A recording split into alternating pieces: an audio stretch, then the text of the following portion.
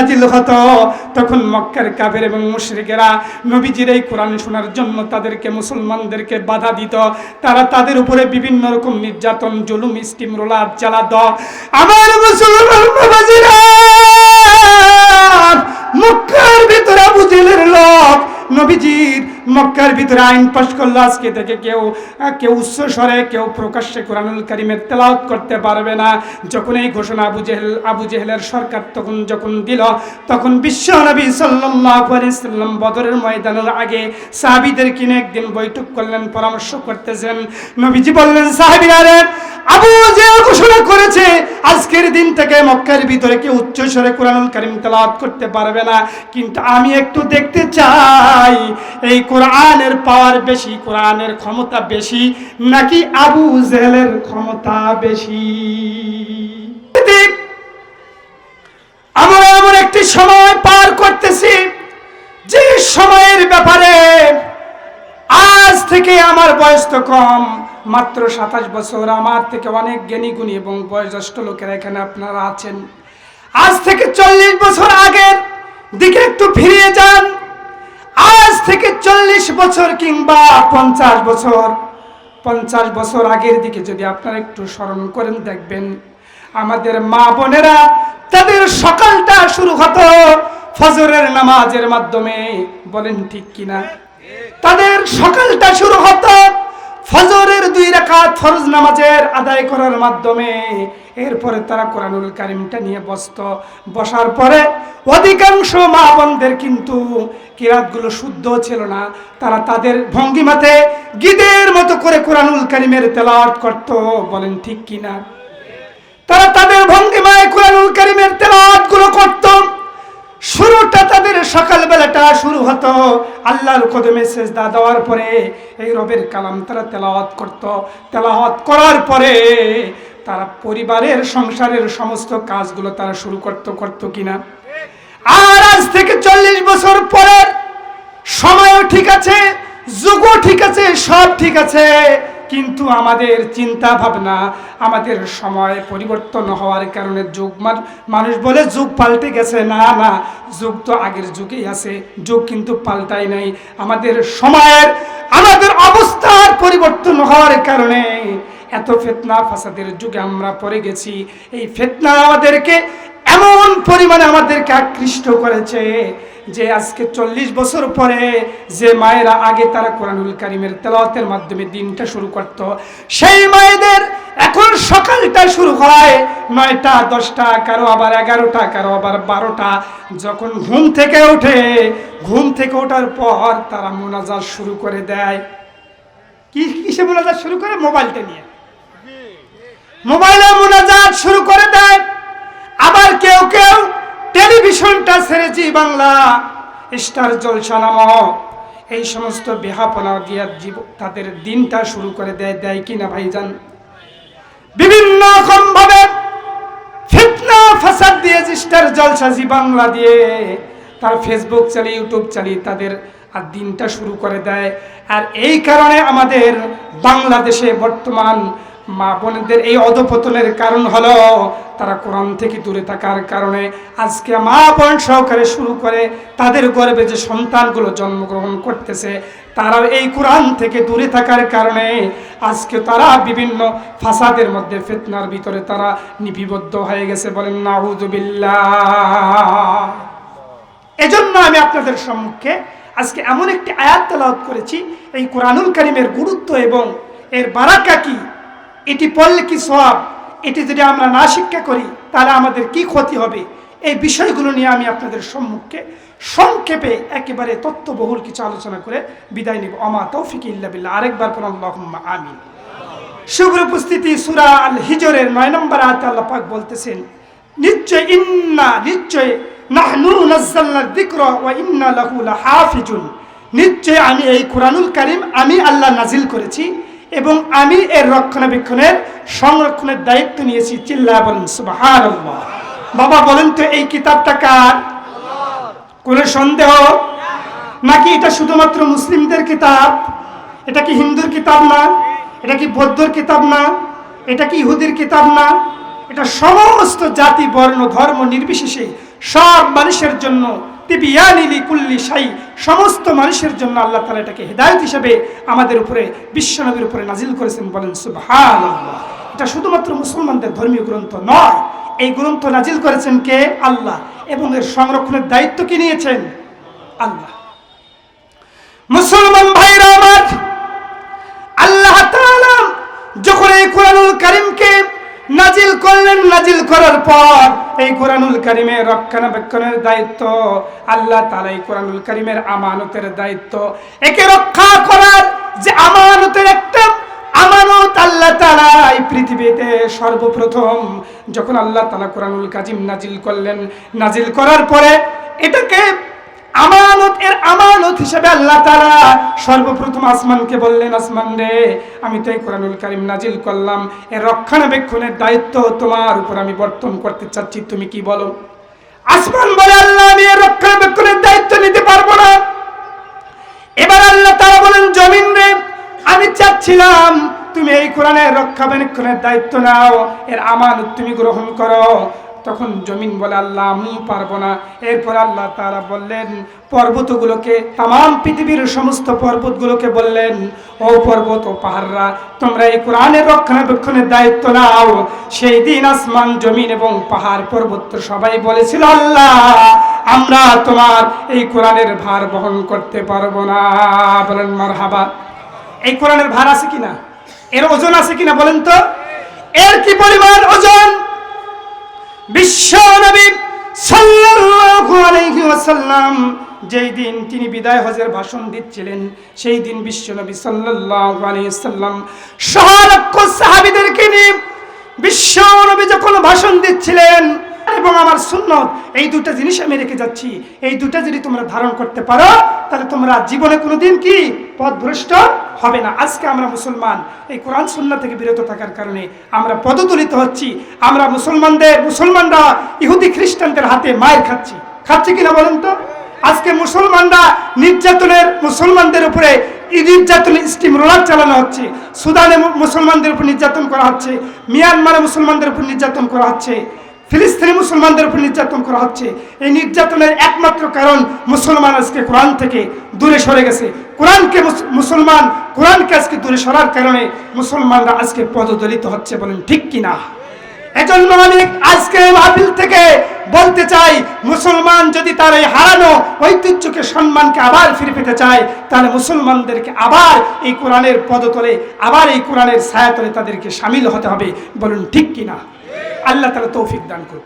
বিশ্ব নবী সাল্লাল্লাহু আলাইহি ওয়াসাল্লাম বিদায় হজের ভাষণে তিনি যখন এই বক্তব্য দিলেন, বিশ্ব নবী সাল্লাল্লাহু আলাইহি সাল্লামের উপরে কোরআনুল কারীমের সূরা মায়েদার 3 নম্বর আয়াতটি নাযিল হয়ে গেল। আল-ইয়াওমা আকমালতু লাকুম দীনুকুম ওয়া আতমামতু আলাইকুম নি'মাতি ওয়া রাদিতু লাকুমুল ইসলাম দীনা। বিশ্ব নবীর উপরে যখন এই আয়াত নাযিল হলো, এই আয়াত নাযিলের মাধ্যমে নবীজিকে আল্লাহ তাআলা জানায় দিলেন, ওগো নবী, আজকের এই দিনে আমি তোমাদের জন্য ইসলামকে পরিপূর্ণ জীবন ব্যবস্থা হিসেবে আমি আল্লাহ তাআলা মনোনীত করলাম। এর আগে কিন্তু ইসলাম মনোনীত ধর্ম আমাদের জন্য ছিল না।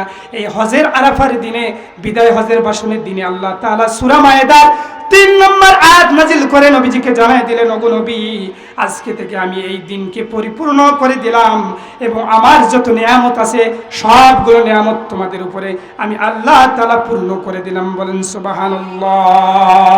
এবং ইসলামকে তোমাদের জন্য পরিপূর্ণ জীবন ব্যবস্থা হিসেবে আমি আল্লাহ তাআলা অবতারিত করলাম। বলেন সুবহানাল্লাহ। বিশ্ব নবীর উপরে যখন এই আয়াত নাযিল হয়ে গেল, সাহাবায়ে কেরাম নজর করে দেখেন বিশ্ব নবীর শরীর থেকে ঘাম ঝরতেছে, বিশ্ব নবীর চোখগুলো লাল হয়ে গেল। সাহাবায়ে কেরাম বললেন, ওগো আল্লাহর হাবিব, জীবদ্দশায় তো কোনোদিন আপনার এই অবস্থা দেখিনি। বুঝলাম আপনার উপর ওহী নাযিল হয়েছে, তবে আপনার শরীর ঘামতেছে, আপনার চোখগুলো লাল হয়ে গেছে, আমরা বুঝতে পারলাম আপনার উপর ওহী নাযিল হয়েছে। ওহীর একটা ভার আছে কিনা বলেন তো? ওহীর একটা ওজন আছে কিনা? এই কোরআনের একটা ওজন আছে কিনা? বুঝলাম আপনার উপর ওহী নাযিল হওয়ার কারণে আপনার চোখের লাল হয়ে গেছে, আপনার শরীর থেকে ঘাম মোবারক ঝরছে, কিন্তু নবী গো আমরা নজর করে দেখতেছি আপনি যে ঘোড়ার উপরে দাঁড়িয়ে আছেন, ঘোড়ার উপর আরোহণ করে আছেন, যে উটের উপর আরোহণ করে আছেন, সেই উটের পা গুলো মাটির নিচে দেবে যাচ্ছে। বলেন আল্লাহু আকবার। বিশ্ব নবী যে ঘোড়ার উপরে আরোহণ করে বক্তব্য দিচ্ছেন, তা নবীজির ওই ঘোড়ার পা গুলো জমিনে কি দাবিয়ে যাচ্ছে। সাহাবীরা নবীজিকে জিজ্ঞেস করলেন, নবী গো বুঝতে পারলাম আপনার উপরে ওহী নাজিল হয়েছে, ওহীর একটা ভারতের কারণে আপনার শরীরে ঘাম মোবারক ঝরতেছে, চোখ আপনার লাল হয়ে গেছে, কিন্তু ঘোড়ার পা বা উটের পা কেন জমিনের ভিতরে দাবতেছে আমি তা বুঝতে পারলাম না। সাহাবায়ে কেরাম যখন নবীজিকে এই প্রশ্ন করলেন, নবীজি সাল্লাল্লাহু আলাইহি সাল্লাম তখন সাহাবীদেরকে বললেন, সাহাবীরা রে তোমরা মনে হয় জানো না, এখন আমার উপরে সূরা আল মাইদার 3 নম্বর আয়াত যে নাজিল হয়েছে, এই ওহীর ভারের কারণে, কোরআনুল কারীমের এই ভারের কারণে, ওজনের কারণে আমার ওয়েট এত পরিমাণে বেড়ে গেছে যে আমার ভার এই ঘোড়ার সহ্য করতে পারতেছে না, এই কারণে ঘোড়ার পা গুলো জমিনের মধ্যে দাবিয়ে যাচ্ছে। বলেন আল্লাহু আকবার। তাহলে কোরআনের একটা ওজন আছে কিনা? কোন কথা থেকে আসলাম? ওই যে আল্লাহ পাহাড়কে বললেন কোরআনের রক্ষণাবেক্ষণের দায়িত্ব না, জমিনকে বললেন, পর্বতকে বললেন, আসমানকে বললেন, কেউ যখন নিল না, কারণ কি না নেওয়ার কারণ হলো এই কোরআনের একটা ওজন আছে কিনা? অবশ্যই আছে। মুসলমান ভাইরা আমার, এবার আল্লাহ তাআলা পাহাড় যখন দায়িত্ব নিল না, তখন এই দায়িত্ব রব্বুল আলামিন মানুষদের উপরে দিয়েছেন। কাদের উপরে দিয়েছেন? মানুষদের উপরে দিয়েছেন। এখন প্রশ্ন হতে পারে, মানুষ কি পাহাড়ের থেকে শক্তিশালী? মানুষ কি জমিনের থেকে শক্তিশালী? মানুষ কি পর্বত থেকে শক্তিশালী কিনা? অবশ্যই মানুষ পাহাড়, পর্বত, জমিন, আসমান সমস্ত মাখলুকের থেকে শক্তিশালী। মানুষের ইমানদার মানুষের দাম পাহাড়, পর্বত, আসমান, জমিন সব কিছুর থেকে বেশি। বলেন সুবহানাল্লাহ। এখন কুরআনুল কারীমের ভিতরে আল্লাহ তাআলা জানায়ে দিয়েছেন এই মানুষগুলো হলো সবচেয়ে দুর্বল। কারণ আল্লাহ তাআলা বলেন, ওয়া খুলিকাল ইনসানু দাঈফা। আল্লাহ বলেন সৃষ্টির ভিতরে সবচেয়ে দুর্বল প্রাণী হলো এই মানুষ। তাহলে প্রশ্ন আসতে পারে, হুজুর পাহাড়, আসমান, জমিন এদের চেয়ে মানুষ সৃষ্টিগতভাবে দুর্বল, কিন্তু ইমানের দাম এদের থেকেও কি বেশি? কথা বুঝেন কিন্তু আমার। পাহাড়, পর্বত, আসমান, জমিনের থেকে গঠনগত দিক থেকে মানুষের থেকে এদের মর্যাদা কি বেশি, এদের শক্তি বেশি। কিন্তু মুসলমানের ইমানের পর আসমান, জমিন, পাহাড়, পর্বতের থেকেও কি বেশি। কিন্তু মানুষের সৃষ্টিগত দিক থেকে, গাঠনিকগত দিক থেকে মানুষ কি অত্যন্ত একটা দুর্বল প্রাণী। কিরকম দুর্বল? দেখবেন বাজান, দুনিয়াতে যখন একটা মুরগি বাচ্চা যখন জন্মগ্রহণ করে, মুরগির বাচ্চা জন্মগ্রহণ করার সঙ্গে সঙ্গে কিন্তু খাবার খেতে পারে কিনা? একটা বাছুর গরুর জন্মগ্রহণ করার সঙ্গে সঙ্গে লাফ দিয়ে ছুটাছুটি করে, কিন্তু মুসলমান ভাইরা গভীর মনোযোগ দিয়ে শুনবেন, একটু দৃষ্টি লক্ষ্য করে দেখুন তো, একজন মানুষ যখন, একজন মহিলা, একজন মা যখন বাচ্চা দুনিয়াতে জন্মগ্রহণ করে, ওই বাচ্চাটা কি আমাদের মানুষ কি জন্মগ্রহণ করার সঙ্গে সঙ্গে কি খাবার খেতে পারে নাকি?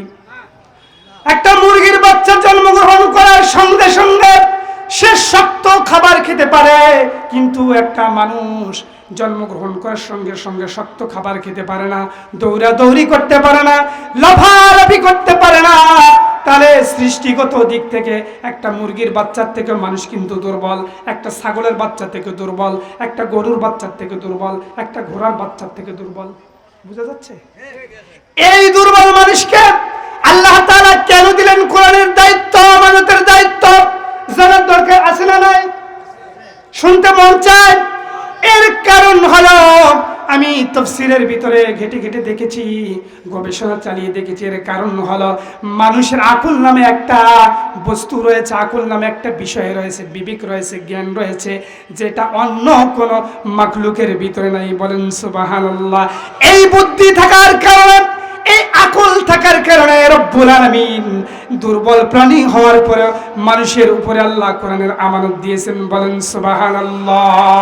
আরেকটা উদাহরণ দিলে চমৎকার ভাবে বুঝতে পারবেন। বাবা বাজার করে নিয়ে এসেছে, বাজারের ব্যাগ এত মোটা, এত ভারী, মিনিমাম ওজন হবে 15 থেকে 20 কেজি বাড়ির দিকে যখন রওনা করেছে, বাড়ির দরজার মধ্যে যখন কলিং বেল চাপ মেরেছে, বাবা আলোচনা কি বোঝা যাচ্ছে? কথা ক্লিয়ার? কোন রকম ভাষা বুঝতে কষ্ট হচ্ছে না তো? ভালো লাগতেছে তো? চলবে? আমার মুসলমান ভাইয়েরা, বাবা বাজার করে নিয়ে এসেছে। ব্যাগের ওজন, বাজার করতে করতে ব্যাগের ওজন হয়েছে 15 থেকে 20 কেজি। বাসার গেটে যখন আসলো, আসার পরে যখন কলিং বেলটা চাপ দিল, বাজার সঙ্গে সঙ্গে দরজাটা খুলে দিয়েছে তার একটা ছেলে। ছেলেটার বয়স হলো 3 বছর। কয় বছর? ছেলেটার বয়স হলো 3 বছর। বলছে, বাবা তুমি আমার জন্য কি নিয়ে এসেছ? বলে কি না, আমার বাচ্চাটার বয়স 3 বছর। আমি যখন অফিস থেকে যাই বাসায়, যখনই যাই না কেন, গেট খোলার সঙ্গে সঙ্গে প্রথম কথা হলো, বাবা তুমি আমার জন্য কি নিয়ে এসেছো? বলে কি না? ছোট্ট বাচ্চারা চকলেট পাইলে, মজা পাইলেই খুশি। তাদের ধারণায়, তাদের চিন্তা ভাবনায় থাকে বাবা বাহিরে গেছে, আসলে আমার জন্য কি আনবে? মজা আনবে। আমি তখন মজা করে বলি, বাবা তুমি তো আজকে আমাকে কিছুই আনতে বলো নাই। তখন আমার ছেলেটা কান্নাকাটি করে।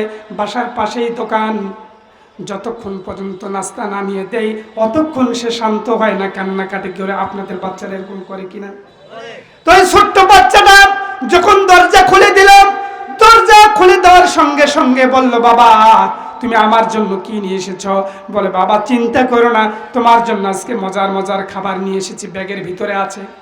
যেই বলছে ব্যাগের ভিতরে, তখন ওই ছোট্ট বাচ্চা, 3 বছরের বাচ্চা ডাক দিয়ে বলে, বাবা দাও, তুমি তো অনেক কষ্ট করে ব্যাগটা বাজার থেকে এই পর্যন্ত নিয়ে এসেছো। ও বাবা, আর তোমাকে ব্যাগ বহন করতে হবে না, যেহেতু মজা আমার এই ব্যাগের ভিতরে আছে, আর দেরি করা যাবে না, তুমি ব্যাগটা আমার হাতে দাও, আমি এই ব্যাগটা বাড়ির ভিতরে নিয়ে যাব। বলে কি না? মাঝে মাঝে বাচ্চারা এরকম আবদার করে না?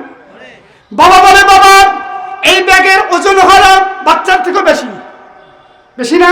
3 বছরের বাচ্চার বয়স কত, ওজন কতটুকু হবে? 10-12 কেজি, সর্বোচ্চ 15 কেজি। একে এই ব্যাগ বহন করতে পারবে?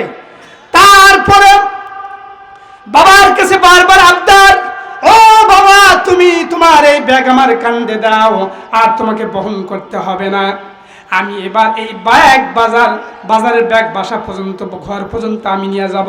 এবার বাবা যখন বলে, বাবা না তুমি এর ভার বহন করতে পারবে, এর ওজন তুমি সহ্য করতে পারবে না, তখন ছোট্ট বাচ্চা কান্নাকারি করে।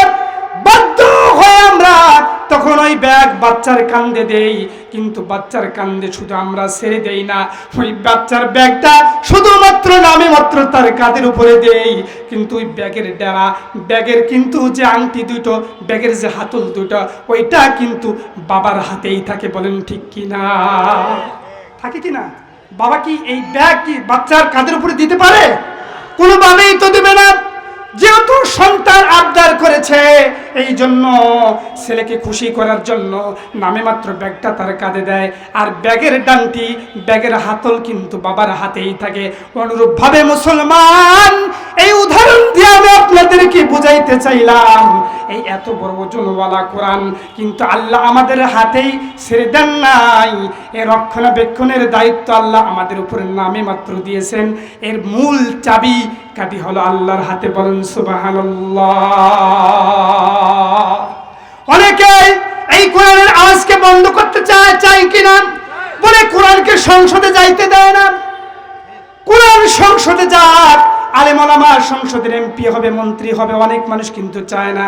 বলে কওমি মাদ্রাসার হুজুর আমাদের টাকায় চলে, এরা আবার ইলেকশন করতে চায়, এরা আবার মন্ত্রী হতে চায়, এরা আবার এমপি হতে চায়। হুজুরের এত ক্ষমতার লোভ। কথা কয় না? কথা কয় না? বলে কি না? এমন অনেক লোক দেখবেন 5 ওয়াক্ত নামাজ পড়েন, তাহাজ্জুদ কাজা নাই। আব্দুল্লাহ ইবনে উবাই ইবনে সালুল বলে, ওগো নবীজি আপনি তো বলেছেন আপনার চেহারা দেখলে সগীরা গুনাহ মাফ হয়।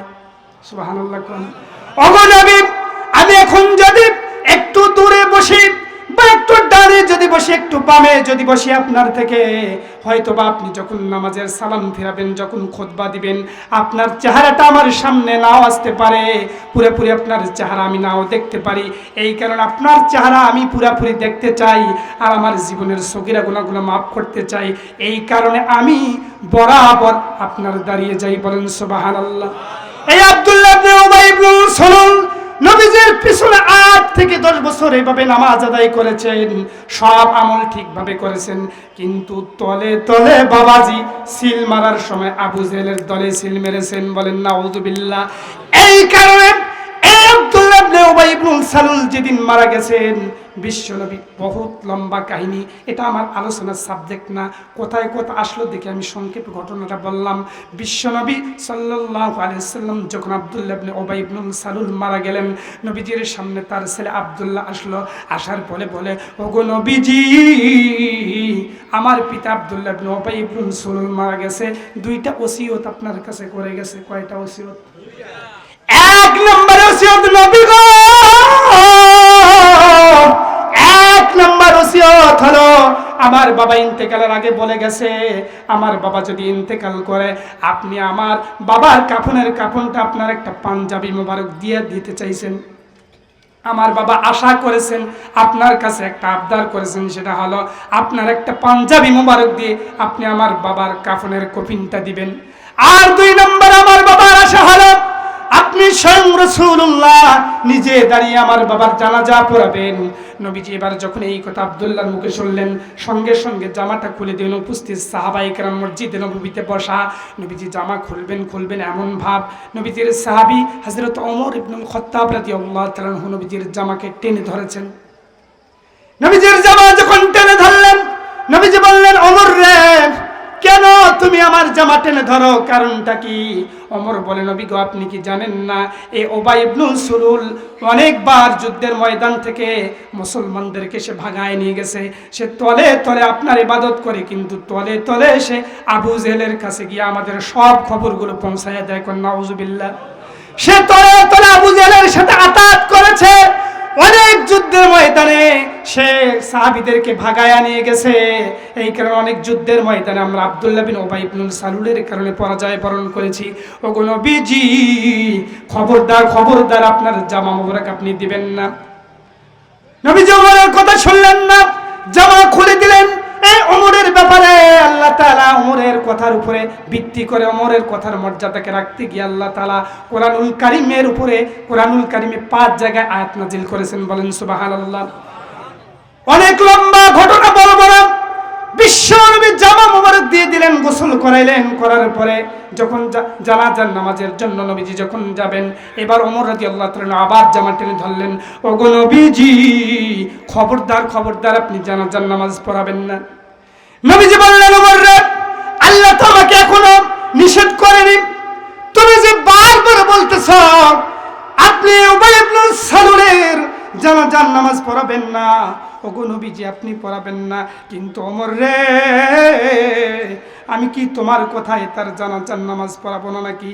আমার আল্লাহ তাবারক ওয়া তাআলা তো এখন পর্যন্ত আমাকে নিষেধ করেন নাই, তাহলে তো আমি তোমার উপরে ডিপেন্ড করে, আমি আমার এই সাহাবীর তো জানাজার নামাজ পড়া তোমার কথার উপর ডিপেন্ড করে, তো আমি তার জানাজার নামাজ থেকে আমি মাহরুম হতে পারি না। এ মুসলমান বাবাজিরা, এবার আব্দুল্লাহ ইবনে উবাই ইবনে সালুলের জানাজা পড়ার জন্য যখন নবীজি চলে গেলেন, বারবার ওমর যখন নবীজিকে নিষেধ করলেন, নবীজি যখন তার নিষেধ শুনলেন না, এবার আল্লাহ তাআলা সঙ্গে সঙ্গে বিশ্ব নবীজি সাল্লাল্লাহু আলাইহি সাল্লামের কাছে জিবরাইল আমিনকে পাঠিয়ে দিলেন। জিবরাইল আমিনকে পাঠায়া দিয়া আল্লাহ তাআলা কুরআনুল কারীমের সূরা তাওবার 80 নম্বর আয়াতটা নাজিল করে জানায় দিলেন, استغفر لهم أو لا تستغفر لهم إن تستغفر لهم 70 مرة فلن يغفر الله لهم ذلك بأن كفروا بالله ورسول। আল্লাহ তাআলা নাযিল করে দিলেন, ওগো নবী, আপনি খবরদার খবরদার আব্দুল্লাহ ইবনে উবাই ইবনে সালুলের জানাজার নামাজ পড়াইতে পারবেন না। আপনি যদি তার জন্য ৭০ বার দোয়া করেন, আপনি যদি তার জন্য ৭০ বার আল্লাহর কাছে ক্ষমা প্রার্থনা করেন, আপনি কখনোই তাকে আমি মাফ করব না। আপনি যদি ৭০ বার তার জন্য মাগফিরাতের দোয়া করেন। মাহফিলের সভাপতি সাহেব এসেছেন, এখন কি আচ্ছা, আল্লাহ তাআলা ওনাকে কবুল করুক। আমরা একটা আলোচনা চাচ্ছি, ইনশাআল্লাহ আপনি থাকেন। মুসলমান বাবাজিরা ৭০ বার নবীজিকে বললেন, আল্লাহ গো নবী ইস্তাগফির লাহুম। আপনি যদি নবীজি উবাই ইবনে সালুলের ব্যাপারে ৭০ বার দোয়া করেন, আপনার দোয়া কিন্তু কবুল করা হবে না। আল্লাহর নবী বললেন, যেহেতু আল্লাহ পাক ৭০ বারের কথা বলেছেন, আমি ৭২ বার দোয়া করব, তাও যদি কবুল হয়। কি করেন? আল্লাহ নিষেধ করেছেন ৭০ বার করলে কবুল হবে না, আমি যদি ৭২ বার করি অসুবিধা কি? নবীজি তার জন্য দোয়া করলেন, কিন্তু আল্লাহ তাআলা পরের আয়াতে আল্লাহ তাআলা আবার ঘোষণা করলেন, ওগো নবী ৮৪ নম্বর আয়াতটা আবার আল্লাহ তাআলা নাজিল করে নবীজিকে জানিয়ে দিলেন, ওগো নবী আপনি তার কবরে মাটিও দিতে পারবেন না, তো অত দূরের কথা আপনি আজ থেকে কোনো মুনাফিকের কবরে মাটিও দিতে পারবেন না। তাহলে আমি এই ঘটনার দ্বারাই আপনাদেরকে বুঝাইতে চাইলাম, যারা নামাজ কালাম পড়ে, রোজা রাখে, ইসলামের বিধিবিধান মানার পরে তলে তলে যারা কোরআনের বিপক্ষে নেতাদের সমর্থন করে, তাদের অবস্থান ওই মুনাফিকের মতো হবে। আব্দুল্লাহ ইবনে উবাই মুনাফিকের সর্দার ছিল, তার অবস্থান হলো জাহান্নামে। যারা নামাজ, রোজা, হজ, যাকাত সব কিছু করে মনে মনে ভাবতেছেন আমি মনে হয় জান্নাতে মনে হয় গিয়ে চলে গেছি, আমার মনে হয় জন্য আল্লাহ জান্নাত তৈরি করে রেখেছেন, আমি মনে হয় মরার সঙ্গে সঙ্গে জান্নাত যাব। বাবা আপনি ভুলের মধ্যে আছেন। নেতা যদি নির্বাচন আপনার ঠিক না হয়, আপনি সারা জীবনে ইবাদত করলেন, কিন্তু ভোটের বেলায় এসে কোরআনের বিপক্ষে আপনি ভোট দিলেন, আর আপনার একটা ভোটের কারণে কোনো কোরআনের বিরোধী লোক যদি ক্ষমতায় চলে যায়, যতগুলো কোরআনের বিপক্ষে আইন পাশ করবে, আচ্ছা বলুন তো দেখি, এই কোরআনের বিপক্ষের লোকেরা ক্ষমতায় গিয়ে কি কোরআনের আইন পাশ করবে নাকি? কোরআনের বিপক্ষের লোকেরা কখনোই কোরআনের আইন পাশ করবে না। কোরআনের পক্ষের আইন তারাই পাশ করবে যারা এই কোরআন নিয়ে চলে, জীবন যাপন করে, কোরআনের পক্ষের লোক, আলেম ওলামা। এই জন্য আগামীর বাংলাদেশ হলো কোরআনওয়ালাদের বাংলাদেশ, বলেন ঠিক কিনা? এই জন্য যারা কারা কারা কোরআনের পক্ষে থাকার জন্য প্রস্তুত আছেন সবাই তাকবীর দেব, আল্লাহু আকবার, লিল্লাহি তাকবীর। দিন ইসলাম, দিন ইসলাম, আল কোরআনের আলো, আল হাদিসের আলো, কোরআন সুন্নাহ যেখানে, আলেম ওলামা যেখানে, সুদ ঘুষ যেখানে,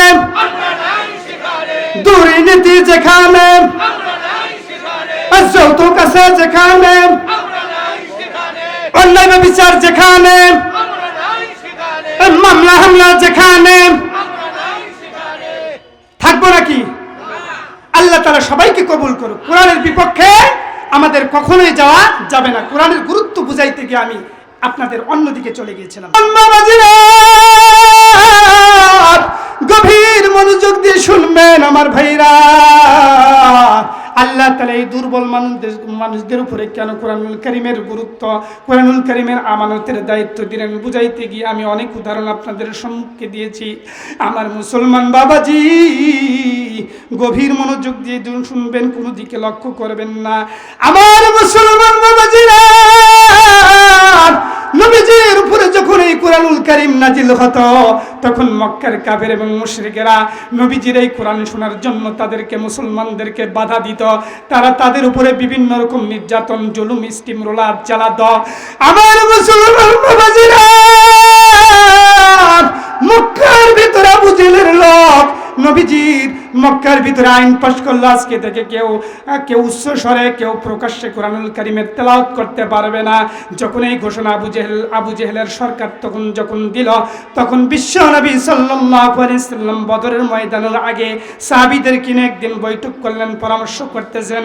নবীজি বললেন, সাহাবীরা রে, আবু জেহেল ঘোষণা করেছে আজকের দিন থেকে মক্কার ভিতরে কেউ উচ্চ স্বরে কোরআনুল কারীম তেলাওয়াত করতে পারবে না, কিন্তু আমি একটু দেখতে চাই এই কোরআনের পাওয়ার বেশি, কোরআনের ক্ষমতা বেশি নাকি আবু জেহেলের ক্ষমতা বেশি? এসে আপনারা বলেন, কোরআনের ক্ষমতা বেশি না আবু জেহেলের ক্ষমতা বেশি? আজকে অনেকে আমাদের কাছে নাক ছিটকানি দেয়, পাওয়ার দেখায়, অথচ এই কোরআনের আলো কেউ নিভাইতে পারবে। এখন যদি বলে ইলেকট্রিক বাল্ব আমি কি চাইলে বন্ধ করতে পারবো নাকি? মুখের ফুৎকার দিয়ে ইলেকট্রিক বাল্ব কিন্তু বন্ধ করতে পারবেন না। এই ইলেকট্রিক বাল্বের একটা সুইচ আছে কিনা, এই সুইচ যখন আপনি চালু করবেন তখন এটা জ্বলবে, যখন বন্ধ করবেন তখনই তো বন্ধ হবে। তার আগে আপনি কিয়ামত ঘটলে কিন্তু মুখের ফু দিয়ে এটা বন্ধ করতে পারবেন না।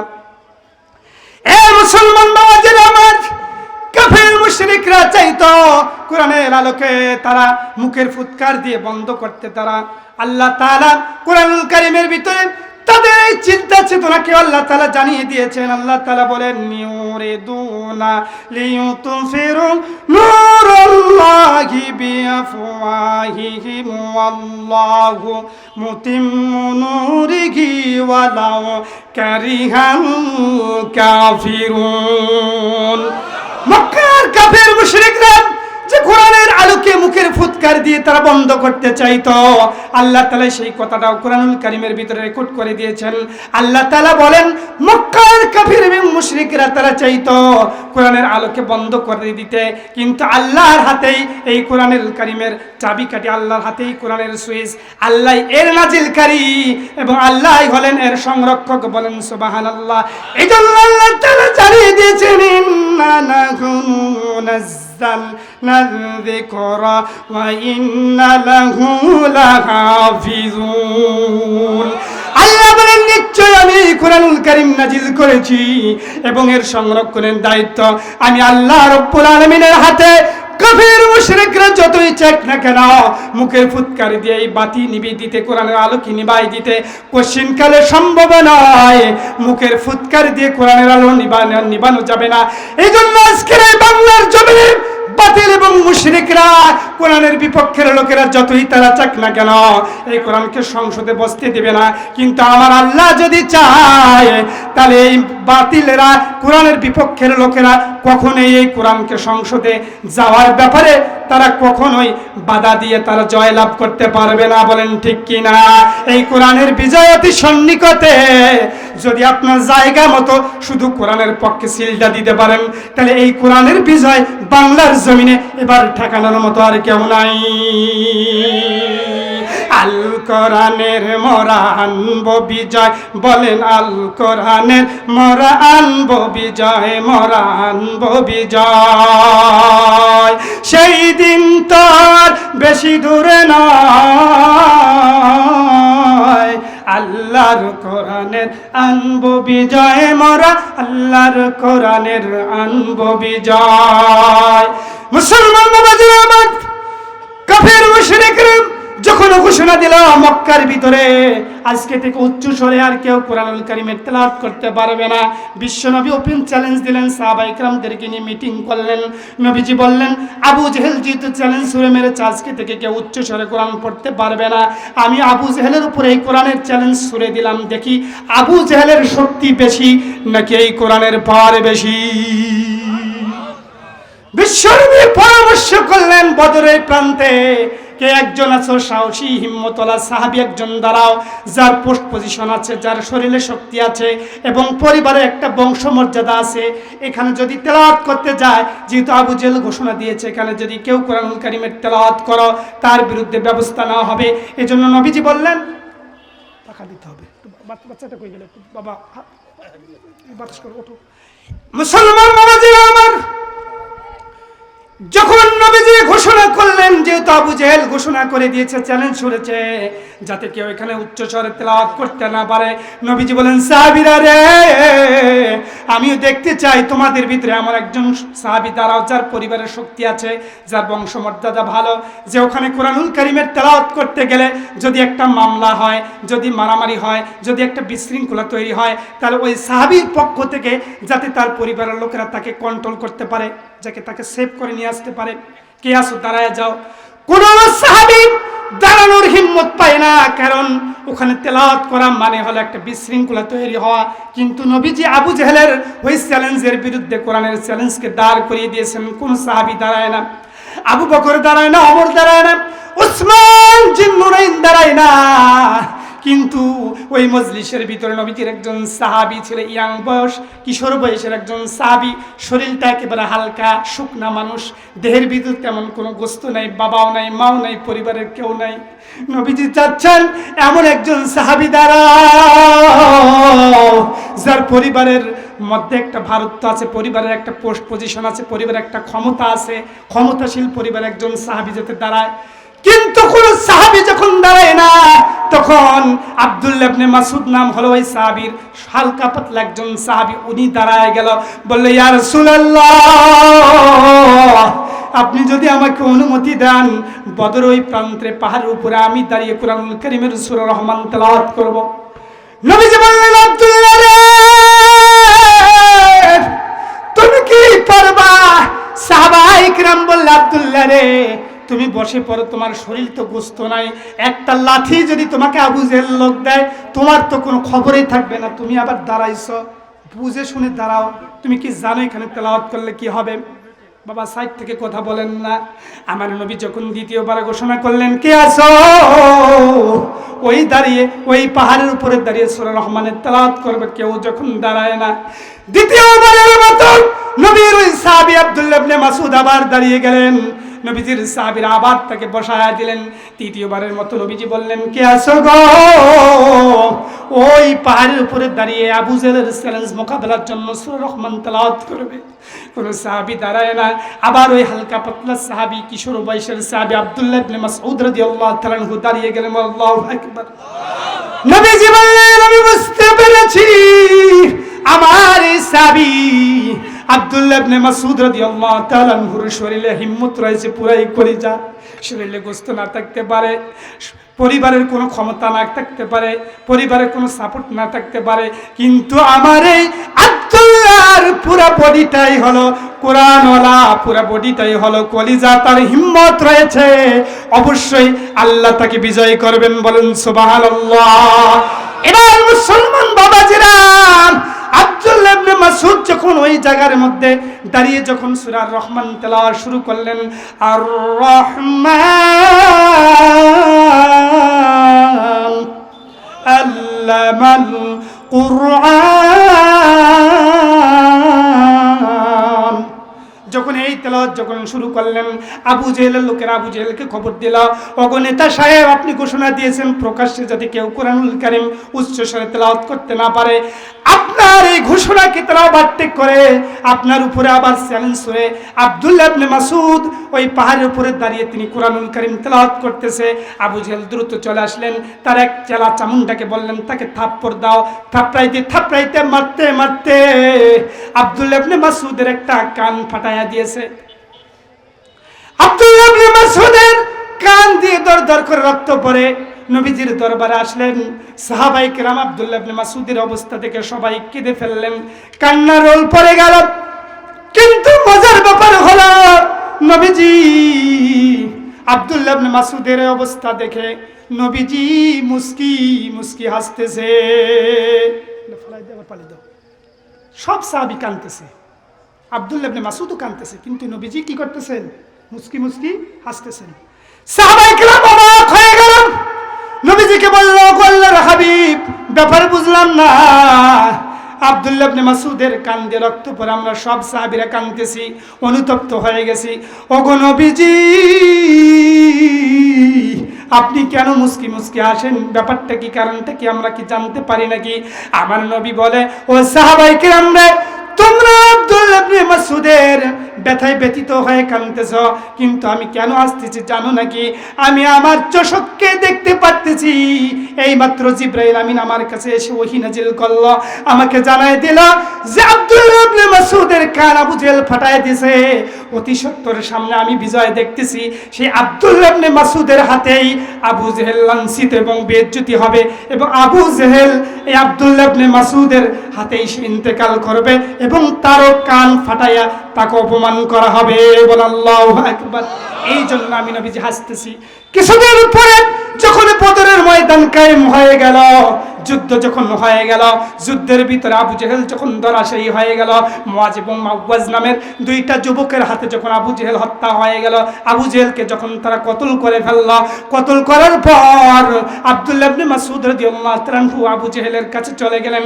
যাওয়ার পরে তার গলার মধ্যে নিজের পাটা দিলেন, দেওয়ার পরে বললেন, কোরআনের দুশমন, তুই অনেক কোরআনের সঙ্গে বেয়াদবি করেছিস, আজকে আর তোকে কে বাঁচাবে? কোন নেতা তোকে বাঁচাবে? এই কথা বলে ল্যাংচা তরবারি দিয়ে আব্দুল্লাহ ইবনে মাসউদ আবু জেহেলের কল্লাটাকে দ্বিখণ্ডিত করে, তার কানের ভিতরে তরবারি ঢুকাইয়া বিশ্ব নবীজির কাছে তার মস্তককে হাজির করেছে। বলে আল্লাহু আকবার। এবার নবীজি মুস্কি মুস্কি হাসে, আর সাহাবীরাও হাসে। আর সাহাবীদেরকে নবীজি বলে, ও সাহাবীরা রে, কিছুদিন আগে আমি যখন মুস্কি মুস্কি হেসেছিলাম, তোমরা কারণ জানতে চাইছিলা, তোমাদেরকে বলছিলাম ইসলামের বিজয় অতি সন্নিকটে, তার প্রমাণ কি তোমরা আজকে পেয়ে গেছো কিনা বলো। এইরকম ভাবে মুসলমান বাবাজিরা আমাদের এই বাংলার জমিনে কোরআনের শাসন থেকে 50টা বছর এই বাংলার জমিন আমাদের মাহরুম। আমরা আর এই বাংলার জমিনকে, সংসদকে আর মাহরুম রাখতে চাই না। এই সংসদের ভিতরে কোরআনের আইন অনুযায়ী দেশটা চলবে। মুসলমান বাবাজিরা, এই সংবিধান অনুযায়ী দেশ চলতেছে 50 বছর হয়। এই সংবিধান পরিবর্তন করা হয়েছে 17 বার। কতবার? 17 বার পরিবর্তন করার পরেও মানুষের অধিকার হরণ করা হয়েছে, মানুষের সম্মান ইজ্জত লুণ্ঠন করা হয়েছে, কোরআনের বিপক্ষে আইন পাশ করা হয়েছে। এই বানানো সংবিধান, মানুষের তৈরি করা আইন দিয়ে কখনো শান্তি আসবে না।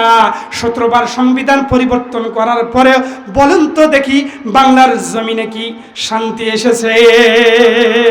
এজন্য আমরা স্পষ্টভাবে আমরা বলতে চাই, মানুষের তৈরি আইন দিয়ে 50 বছরে যেহেতু মানুষের শান্তি আসে নাই, মানুষের অবস্থার কোনো পরিবর্তন হয় নাই, এজন্য আর মানুষের তৈরি করা আইন দিয়ে আমরা আর বাংলার জমিনকে চালাইতে চাই না। এজন্য আগামীর বাংলাদেশ, আগামীর সংসদ এই কোরআনের সংসদের পক্ষে, এই কোরআনের সংসদ হোক, এর পক্ষে কারা কারা আছেন দুটা হাত তুলে আমার আল্লাহকে দেখান। আল কোরআনের আলো, আল হাদিসের আলো আল্লাহ কবুল করুক। মুসলমান বাবাজিরা আমার, এই কোরআনের বিরোধিতা যারাই করেছে তাদেরকে আল্লাহ নিশ্চিন্ত করেছেন। আজকে এই বাংলার জমিনে যারাই কোরআনের বিরোধিতা করবে, আল্লাহ তাদেরকে এই দুনিয়ার জমিনে নাস্তা নাবুদ করবেন। বলুন ঠিক কিনা? ইতিপূর্বে কোরআনের বিরুদ্ধে যে কেউ টিকতে পারেনি, আবু জেহেল টিকতে পারেনি, উতবাও টিকতে পারেনি, সাইবাও টিকতে পারেনি। মজার ব্যাপার হলো, এরা দিনের শুরুতে, দিনের বেলা কোরআনের বিরুদ্ধে কথা বলে। এরা লোকদেরকে বলে, ওই তোমরা মুহাম্মাদের কোরআন শুনতে যদি কেউ যাও, তাকে ধরে আমরা হত্যা করে ফেলবো, এরকম হুমকি পর্যন্ত দিত। মজার ব্যাপার হলো জানেন, আপনাদেরকে চমৎকার একটি কথা আমি এখন বলবো। মজার ব্যাপার হলো, আবু জেহেল দিনের বেলা ঘোষণা দেয়, কেউ তোমরা মুহাম্মদ সাল্লাল্লাহু আলাইহি ওয়াসাল্লামের কোরআন শুনতে যাবে না, অথচ রাত্রি হলে এই আবু জেহেলই নবীজির কোরআন শুনতে যাইতো। বলেন সুবহানাল্লাহ। মুসলমান বাবাজিরা আমার, নবীজি সাল্লাল্লাহু আলাইহি ওয়াসাল্লাম মাঝে মাঝে রাত্রি বেলায়, তিনি গভীর রাত্রিতে তাহাজ্জুদ পিরিয়ডে বিশ্বনবী সাল্লাল্লাহু আলাইহি ওয়াসাল্লাম কোরআনুল কারীমের তেলাওয়াত করতেন। বলেন সুবহানাল্লাহ। এ বাবা এইদিকে দেখেন, মুসলমান বাবাজিরা আমার, বিশ্বনবী গভীর রাত্রে তাহাজ্জুদ পিরিয়ডে নবীজি কোরআনুল কারীমের তেলাওয়াত করতেন। একদিনের ঘটনা যে আবু জেহেল, উতবা সাহেবেরা বিশ্বনবীর কোরআন তেলাওয়াত শুনতে মানুষকে বাধা দিত। ওই আবু জেহেল একদিন বিশ্বনবী সাল্লাল্লাহু আলাইহি সাল্লামের কোরআনুল কারীম তেলাওয়াত শোনার জন্য তিনি নবীজির বাড়ির কাছে চলে গেছেন। বলেন সুবহানাল্লাহ। একই রাস্তা দিয়ে মক্কার 3 জন বড় বড় লিডার নবীজির বাড়িতে গেছেন কোরআনুল কারীম তেলাওয়াত শুনতে। একজন হলো আবু জেহেল, একজন হলো আবু সুফিয়ান, আরেকজন হলো আল আখনাস ইবনে শরীফ। কয়জন বললাম? 3 জন বড় বড় লিডার।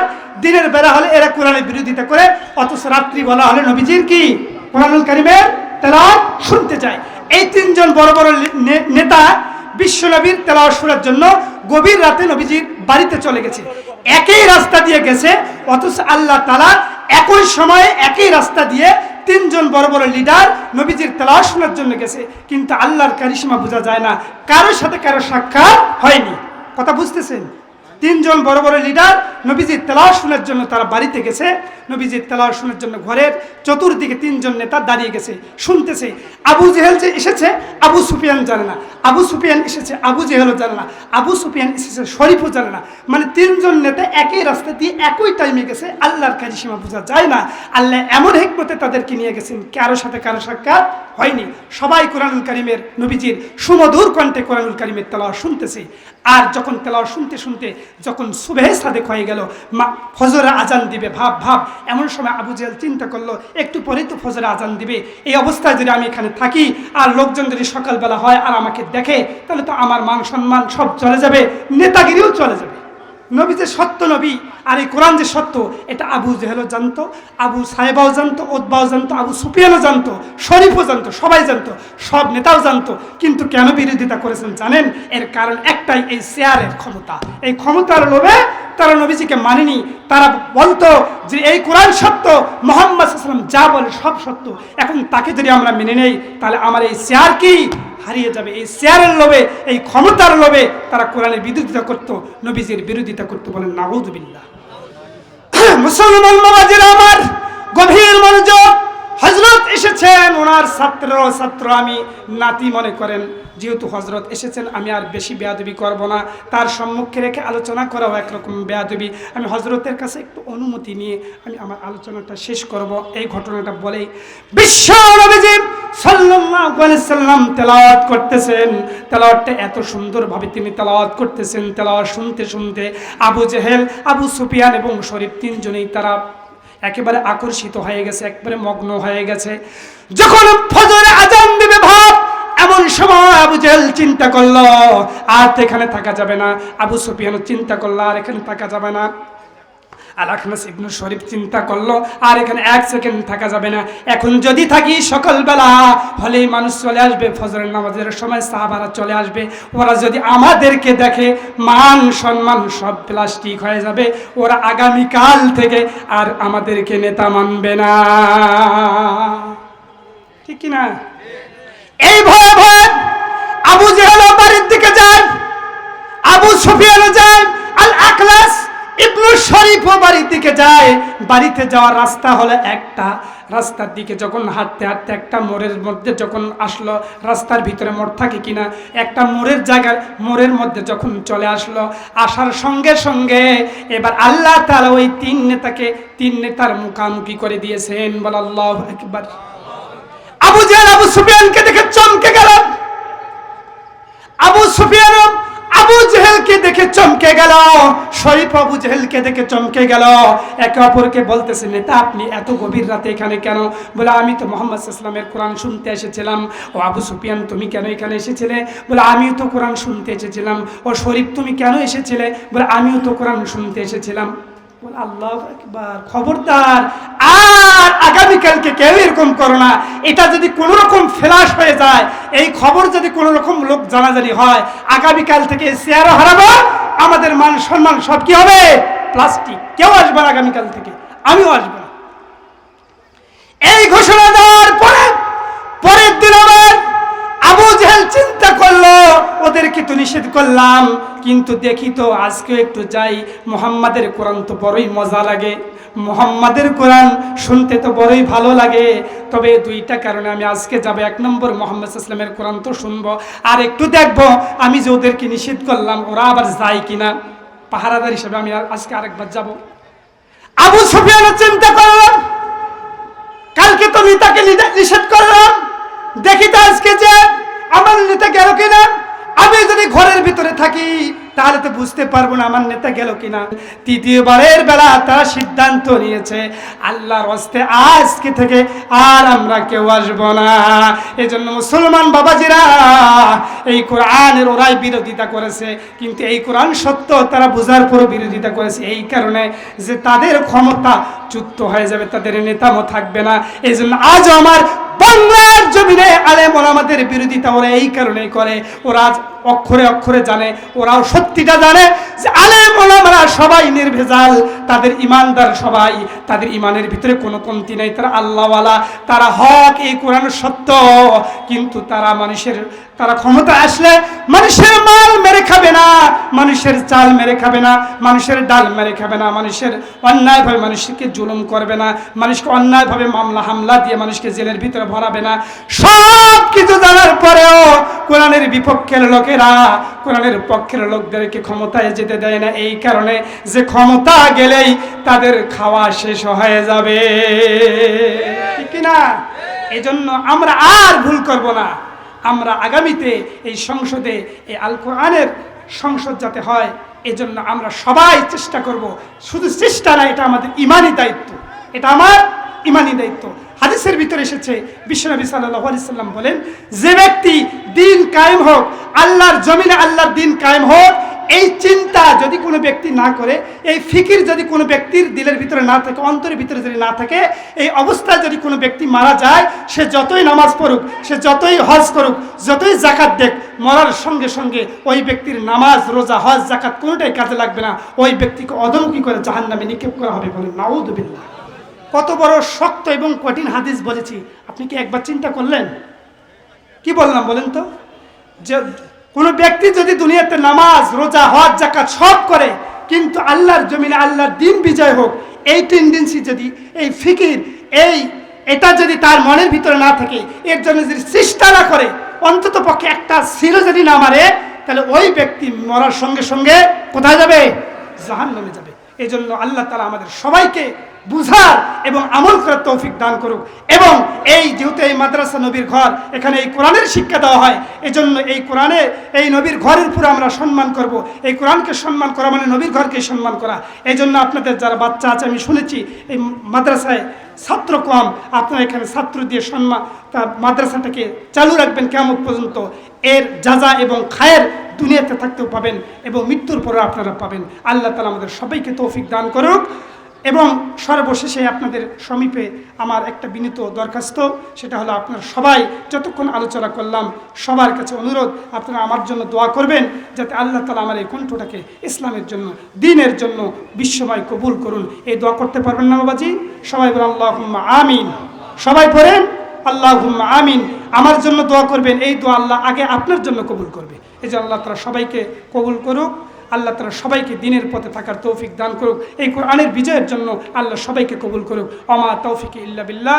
আসসালামু আলাইকুম ওয়া রাহমাতুল্লাহি ওয়া বারাকাতুহু।